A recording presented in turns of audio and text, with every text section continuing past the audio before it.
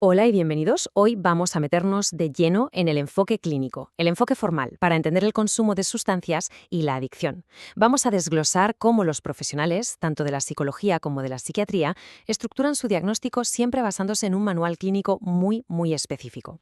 Y al final todo se reduce a esta pregunta, que es fundamental. ¿Dónde se traza la línea exactamente? Porque, a ver, no hablamos de un juicio moral, sino de un diagnóstico clínico con unos criterios súper definidos. Y durante los próximos minutos vamos a ver justo cuáles son esos criterios. La verdad es que el panorama es complejo. Hay toda una serie de diagnósticos diferentes. Está la intoxicación, la abstinencia, el propio trastorno por consumo. De ahí que sea tan importante tener un marco claro para poder navegar por todo esto. Aquí tenemos nuestra hoja de ruta para hoy. Empezamos con los conceptos básicos, como la tolerancia. Luego nos metemos a ver cómo se aplican en casos concretos, como el alcohol, el cannabis o la cafeína. Y ya para terminar, unimos todas las piezas para que se entienda bien el marco diagnóstico general. ¡Vamos a ello!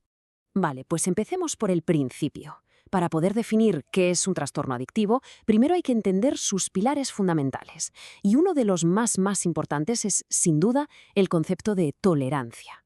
Esta es la definición de manual, digamos. La tolerancia, básicamente, es cuando el cuerpo se adapta. El efecto que antes se conseguía con una cantidad, pues ahora necesita más. Es una señal clave que los clínicos buscan porque, claro, indica un cambio fisiológico importante. Ahora, es importante saber que no toda la tolerancia es igual. Por un lado, está la tolerancia innata, que es como nuestra sensibilidad de base, la que viene un poco dictada por la genética. Pero la que es de verdad clave para el diagnóstico es la adquirida, la que se va construyendo con el consumo repetido. Y esta tolerancia adquirida, además, se manifiesta de varias formas. Puede ser farmacocinética, o sea, que el hígado se vuelve un experto en descomponer la sustancia. O farmacodinámica, donde el cerebro, literalmente cambia sus receptores. E incluso puede ser conductual. Fíjate, el simple hecho de estar en el bar de siempre puede preparar al cuerpo y hacer que el efecto de la primera copa sea menor.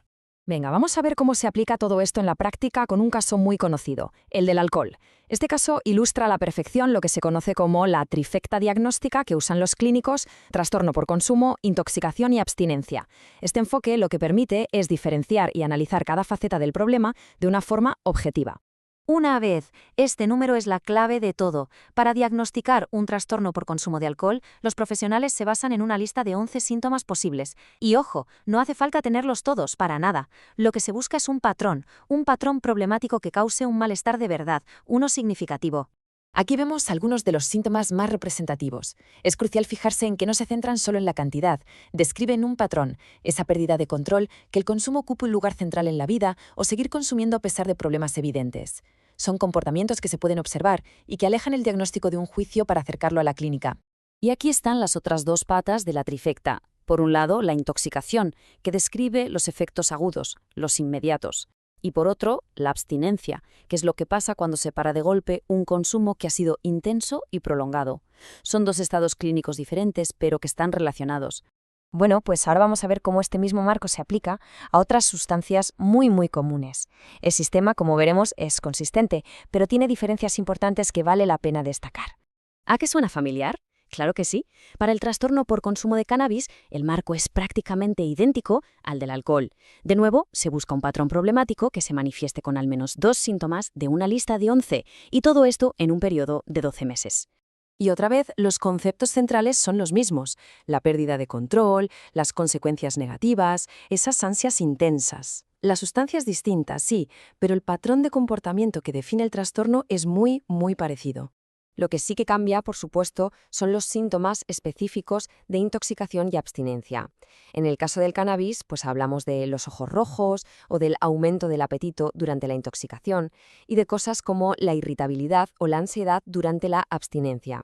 Podríamos decir que son como las huellas dactilares de cada sustancia. Y aquí tenemos una excepción importante, que además el manual especifica muy claramente.